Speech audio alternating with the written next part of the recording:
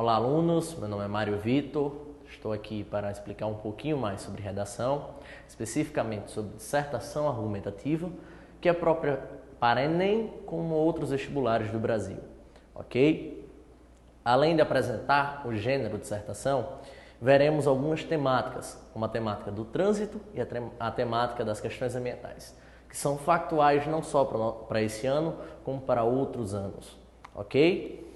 Inicialmente, tenho aqui meu e-mail, mariovictormf@hotmail.com, que quem quiser no Brasil inteiro enviar redações para que eu corrija, pode enviar, sinta-se à vontade, ok?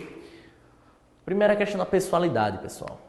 A dissertação argumentativa, obrigatoriamente, não pode ter marcas pessoais, ou seja, ela é um gênero impessoal. Então você não deve escrever o seu texto na primeira pessoa do singular, de forma alguma. Porque se for feito isso, você está tendo uma incoerência, uma fuga de gênero. E se seu texto tiver essa fuga de gênero, você provavelmente não terá a sua redação corrigida. Beleza? Além da questão da pessoalidade, tem a questão da interação com o leitor.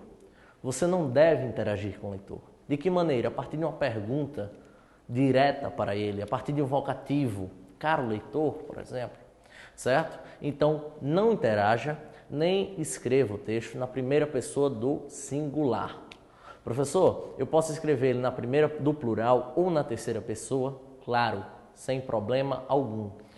E uma outra coisa, a questão da variabilidade linguística. Se você conseguir, dentro do seu texto, passar da terceira para a primeira do plural, certo? Isso aí vai mostrar que você pode ganhar na questão do vocabulário, certo? Da inserção do autor no texto, na parte, por exemplo, se você faz parte de alguma prática da sociedade ou se não. Essa inserção pode ser boa para o andamento do seu texto, ok? A outra questão é a questão da estética. A dissertação argumentativa ela não exige obrigatoriamente um título, porém, quem faz título corre risco de ganhar décimos a mais. Algum décimo, por exemplo, que você perdeu com um erro gramatical, como um erro de vírgula, um erro de pontuação, você pode se redimir a partir de um título criativo, de um título original. Beleza? Além disso, o seu texto ele não vai ser assinado quase que nunca. A dissertação ela não aceita assinatura, exceto em 1% dos casos, vamos dizer assim, quando a proposição estiver pedindo. Por exemplo, assine sua dissertação com Juraci Poti, como foi pedido alguns anos atrás na UFRN. Beleza? A outra questão, a estrutura tradicional, pessoal. A estrutura tradicional quer dizer que o seu texto, sua argumentação, tem que estar contida depois da tese e antes da conclusão. Mas, professor, o que é tese? Tese, pessoal, é a contextualização da temática e a posterior apresentação da sua opinião de uma forma clara e concisa. Certo? Quanto mais objetivo você for nisso, melhor, porque você não vai perder tantas linhas e vai ganhar essas linhas para a argumentação. Joia? Logo após a sua tese, você trará a sua argumentação. Pessoal, a dissertação argumentativa tem como objetivo central a persuasão do leitor. Então, se você consegue convencer o leitor, você ganhou aí 6 pontos da argumentação. Pessoal, lembrar que 6 pontos de argumentação e 4 de gramática. Essa é a avaliação da sua dissertação em Enem e em qualquer outro vestibular. Beleza? Logo após a argumentação, vem a sua conclusão. A sua conclusão, você deve, no início dela, retomar as ideias centrais do texto. Como eu já disse, você vai apresentar essas ideias na tese. Então, você vai apenas repetir a sua visão, com outras palavras, na conclusão. Logo após essa repetição, você vai criar uma proposta de intervenção social, que é a solução-hipótese. Pessoal, a solução-hipótese ela só é necessária na dissertação devido à dissertação trabalhar com problemáticas. Diferentemente de gêneros como artigo e carta argumentativa, a dissertação trabalha com problemáticas. Por isso, você, como autor do texto, deve solucionar essas problemáticas a partir dessa solução-hipótese. Para não deixar a sua solução-hipótese de uma forma utópica, certo? Como, por exemplo, você está trabalhando a questão do crack, combater o tráfico. Mas de que maneira? Não é isso? Há esse questionamento. Então, você deve trazer provas concretas à sua solução. Beleza? Além disso, a sua solução-hipótese também não pode ser, por exemplo, óbvia demais. Deixa eu dar o mesmo exemplo quanto à questão do tráfico de drogas. Combater o tráfico. Além de utópico, é muito óbvio. Como é que a gente acaba com as drogas? Combatendo a ilegalidade da venda delas. Perfeito, mas de que forma novamente? Então, traga provas concretas para a sua solução ganhar em concretude. Beleza? Voltando para a argumentação. O seu parágrafo argumentativo, ele mais ou menos pode ter entre 7 e 10 linhas. Se você fizer um parágrafo argumentativo com 7 linhas, você terá que fazer 3 argumentos no seu texto. Desses 3 argumentos, dessas 7 linhas no caso, você dividirá 2 para a prova e 5 para análise crítica. A prova concreta, ela consiste num exemplo na sociedade. Um dado estatístico, um fato real, um discurso de autoridade. Esse discurso pode ser de uma forma direta ou de uma forma indireta. Uma história, uma geografia, uma biologia, uma física. Também pode ser filmes, novelas, livros, até música, ou seja, até a ficção você pode utilizar como prova concreta. Beleza? Como eu disse, a prova concreta ela vai fazer com que o seu texto ganhe concretude. Porém, o principal da sua argumentação está aqui, a análise crítica. Pessoal, como eu disse, na tese você apresentará a sua visão, mas você justificará se você é a favor ou contra da legalização do aborto, por exemplo, na análise crítica do seu argumento. Então, a análise crítica é o desenvolvimento da ideia do autor. Nela você deve analisar a prova concreta, dar as consequências dela na sociedade e encontrar uma solução para a problemática. Belezinha? Então, a análise crítica é o carro-chefe do seu texto. Quanto mais você se deter à análise, melhor. Como eu já havia dito, no parágrafo argumentativo de 7 linhas, você deve analisar em 5. Existe um segundo parágrafo argumentativo, que é o de 10 linhas, que você terá que analisar em 7 linhas. Então, a análise crítica é o carro-chefe da sua argumentação. Desses 6 pontos aí, provavelmente 5 estará na análise crítica. Beleza? Pessoal, agora trabalharemos 2 dos maiores temas, não só para esse ano, como anos posteriores, para Enem, para concursos de vestibulares, concursos públicos no nosso país. Então, pessoal, para discutir mais sobre essas 2 temáticas, trânsito e questões ambientais, traremos o professor Cláudio Custódio, professor de Geografia, que comentará junto comigo essas 2 temáticas. Olá, Mário. Bom, turma, é perceptível que a questão do trânsito vem sendo muito trabalhada e discutida a nível nacional e até internacional. As cidades cresceram de forma desordenada e muito acelerada, principalmente nos países subdesenvolvidos. O resultado disso foi perda de tempo diariamente, tanto no momento que as populações que vivem nas periferias se deslocam para o seu local de trabalho, como ao final do dia, estresse, gastos econômicos, né, em virtude do combustível, da tarifa de ônibus, de metrô. Dos impostos aos carros, por exemplo. Também. A própria questão da qualidade de vida do cidadão, que acaba sendo totalmente interferindo totalmente no dia a dia de cada um. Enfim, a gente percebe que são problemas que atingem tanto os países desenvolvidos como os países subdesenvolvidos. No caso do nosso país especificamente, é uma situação visível em cidades como São Paulo, Recife, Natal mesmo, né, que tem uma dinâmica de trânsito aí já complicada, mesmo sendo uma cidade que tem cerca de 800 mil habitantes. Você vai para uma cidade como São Paulo, que já chega a 20 milhões, a situação já foge do controle. Então, preocupa e aí surge necessidade de políticas eficientes. Seja no momento de fazer um rodízio de placa, seja no momento de você criar linhas de metrôs que atinjam um espaço maior da cidade, ou um sistema de transporte rodoviário mesmo eficiente, rápido, que consiga integrar de fato a população, que estimule a população a andar no transporte coletivo. Esse é o problema. As pessoas não se sentem estimuladas a andar de ônibus porque ele não funciona. Pois é. Como não funciona, ele acaba buscando o quê? Adquirir uma moto, adquirir um carro, e isso acaba agravando ainda mais o sistema de transporte, que, como a gente já colocou, é ineficiente. Um dos exemplos aqui na nossa sociedade que prova isso aí é a questão das greves. Só os ônibus esse ano já tiveram 3 greves. Fora a questão do aumento dos ônibus, que é uma coisa quase que corriqueira em todas as capitais brasileiras. Então, isso aí, essa questão do transporte público, é uma problemática que agrava ainda mais o problema do trânsito. A gente trouxe aí 3 imagens para discutir, tá?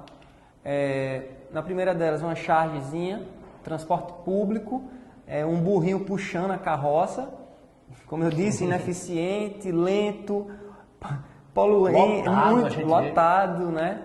Muito poluente também. Verdade. No caso ali, relacionamos as fezes do animal. Até perigoso. A gente sabe que as cidades brasileiras, elas também têm esse problema, que é a violência, a falta de policiamento, enfim. Existem situações piores, como vocês podem ver na imagem. Você vai para um país como Índia, Bangladesh, Paquistão, a situação foge um pouco de controle.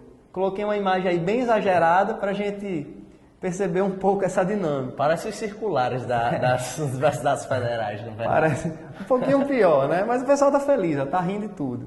E, claro, existem situações boas também. Curitiba é um ótimo exemplo brasileiro.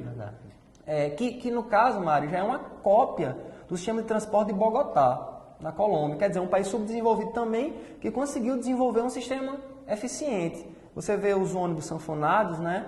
Maior capacidade de transportar passageiros. As plataformas, vocês podem observar que são suspensas. O passageiro ele não vai perder tempo para entrar no ônibus. O pagamento é todo eletrônico. Quer dizer, é um ótimo exemplo de que o Brasil, e especificamente cada uma das cidades e seus gestores, tem como reverter esse problema. Verdade. Pessoal, antes de a gente terminar a questão do trânsito, eu queria falar um pouquinho para vocês de 2 provas concretas. A primeira, pessoal, é de que o Brasil tem um trânsito duas vezes e meia maior do que nos Estados Unidos e 3,7 vezes maior do que na União Europeia. Pessoal, isso é uma fonte do portal de trânsito.com.br, certo? Isso é um dado alarmante que mostra que, como o Claudinho acabou de falar, os países desenvolvidos também sofrem com essa problemática. Porém, está ocorrendo uma mudança, na verdade. A questão, por exemplo, da Europa.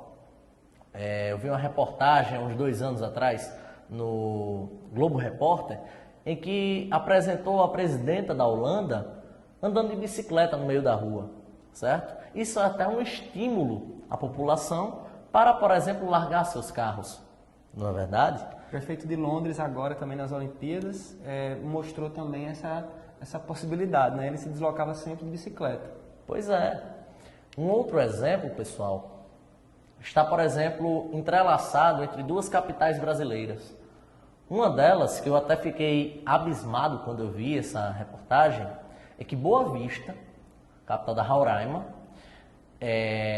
tem um dos piores trânsitos do Brasil. Não com a questão, por exemplo, do horário, mas sim dos acidentes de trânsito. A cada 100 pessoas, 34,2 pessoas foram acidentadas no ano passado em Roraima, ou especificamente em Boa Vista. Enquanto que Natal é a capital com menos acidentes de trânsito, com 8,5 a cada 100 pessoas, certo? Isso aqui mostra até uma realidade nossa, aqui especificamente em Natal. Apesar de estarmos com um trânsito diário, como a gente percebe, muito, mas muito ruim, lento demais, cheio de acidentes, a gente ainda está bem em relação no primeiro lugar, vamos dizer assim, em relação ao resto do país. Não é verdade? Bom, Mário, então só para fechar, é importante a gente perceber que existem soluções, passam pelo metrô, passa pelo ônibus, passa pela bicicleta, como você citou, mas tudo depende de uma gestão eficiente. E, antes de tudo, de um estímulo ao uso do transporte coletivo a partir de um transporte eficiente. Se você tem um transporte eficiente em sua cidade, naturalmente você vai optar por ele e deixar, pelo menos nos dias da semana, nos horários de rush, de utilizar o seu transporte individual, que é caro, é poluente e traz uma série de problemas. Vale lembrar que o Brasil, como um todo, é recordista em termos de acidentes de trânsito e tem um número de mortes altíssimo. Verdade. Ok? Bom, próximo tema. Vamos para o próximo tema, que é sobre as questões ambientais. Pessoal, especificamente esse ano ocorreu a Rio+20. Mas apesar disso, conferências anuais ocorrem e poucas soluções foram dadas realmente para os problemas ambientais em que vivemos. Claudinho depois vai narrar um pouquinho mais, até porque tem um conhecimento maior sobre o assunto, sobre a questão do aquecimento global, do despejamento dos gases de estufas na atmosfera e etc. Então, o presidente das Maldivas, Mohamed Wahed, lembrou que as mudanças climáticas globais são a maior ameaça à existência de seu país. Das quase 200 ilhas habitadas no arquipélago, metade está sofrendo sérios problemas de erosão. Certo, pessoal? Isso aí é uma fonte, a fonte disso é da Folha de São Paulo, em 25 de maio de 2012. E Claudinho pode explicar um pouquinho mais sobre isso. Mário, eu acho que o mais importante diante de toda a temática ambiental é a gente estar sempre correlacionando a questão ambiental, a econômica e a social. Né? Você trouxe a questão da erosão, que é um tema sério que atinge várias partes do planeta, inclusive com o problema da desertificação, atingindo, por exemplo, o semiárido nordestino, o Sahel africano e várias outras partes do planeta. Então, essas três esferas, elas estão entrelaçadas. Você nunca pode priorizar a questão ambiental em detrimento do social. Eu não posso preservar totalmente uma área ao mesmo tempo que eu relego a população local à fome e à miséria. Eu acho que é isso que vocês têm que ter em mente na hora de analisar esse tema. Ao mesmo tempo, eu não posso priorizar o aspecto econômico se a floresta será destruída. Um exemplo muito prático, né? Além da questão erosiva que você trouxe, é a construção das hidrelétricas. Perceba, você construir uma hidrelétrica vai causar um impacto socioeconômico e ambiental para aquela população. Populações indígenas vão ter que ser desalojadas, vai ter o alagamento de uma grande área, as florestas serão inundadas, mas ao mesmo tempo, analise também aspectos positivos. Você não pode analisar a questão ambiental sempre do ponto de vista negativo. Né? Economicamente, vai trazer benefícios? Sim, vai gerar energia, vai gerar emprego, certo? Socialmente, o aspecto já vai ser mais negativo, as populações terão que ser desalojadas. Do ponto de vista ambiental, tem um impacto de fato, vai ser uma grande área alagada. Mas, será que se compararmos a outras fontes energéticas, ela não é mais vantajosa? Por exemplo, as termoelétricas, elas são muito poluentes, então emitem muitos gases de estufa que já contribuem para o aquecimento global. Então é isso. Eu acho que o aluno ele tem que sempre tentar trazer essas três esferas e correlacionar. Eu acho que nesse caminho ele vai estar sendo direcionado aí para uma análise mais precisa do tema. Ok. Vamos analisar, por exemplo, aqui essa pequena charge. Temos aqui duas aves, certo? Discutindo, por exemplo, a temática ambiental. Uma delas diz, é mais ou menos assim, meu filho. Eles sujam a água, consomem seus recursos naturais, poluindo o ar. Tudo isso para gerar dinheiro. Com dinheiro, eles vivem melhor, pois podem cuidar da saúde, se alimentar. Tá, só não entendi por que são chamadas de racionais. E tudo desmatado lá, né? Verdade, tudo desmatado. Essa é a principal questão dessa charge. A gente pode até entrelaçar, por exemplo, a questão do desmatamento na floresta amazônica e até na Mata Atlântica aqui no nosso país. Mas perceba que ela também traz a questão do consumismo, porque dentro da questão ambiental, um dos pontos centrais, Mário, é que nós consumimos demais e isso acaba esgotando os recursos. É importante que cada um identifique a sua corresponsabilidade. Visualiza essa imagem, tá? Eu tenho aí, famílias, cada casinha dessa representa um grupo familiar em países com riqueza diferenciada. Então, a casinha do país pobre perceba que ela tem setinhas que representam a energia, a água e os bens de consumo bem inferiores. Ao mesmo tempo, ó, a setinha ao lado direito, os resíduos eles também são menores, assim como os poluentes. Na medida que vai aumentando, turma, o poder de consumo das famílias, o nível de poluentes e de resíduos é muito maior. E aí está a questão central. Tanto aquela charge como essa imagem mostram justamente isso. Se nós tivermos um consumo, como é que eu posso dizer, consciente, naturalmente o meio ambiente será em parte poupado. Não totalmente, mas em parte poupado. Então eu acho que essa vai também ser um direcionamento do aluno para desenvolver uma questão aí, um tema de redação. Sobre as questões ambientais. Pessoal, eu quero agradecer, certo? Tanto eu, principalmente a Claudinho. Claudinho deu uma contribuição enorme à nossa aula e espero que vocês saiam bem nos vestibulares desse ano, no próximo ano. Espero que vocês passem no Enem que está por vir, tá certo? Então, muito obrigado e um abraço. Um abraço.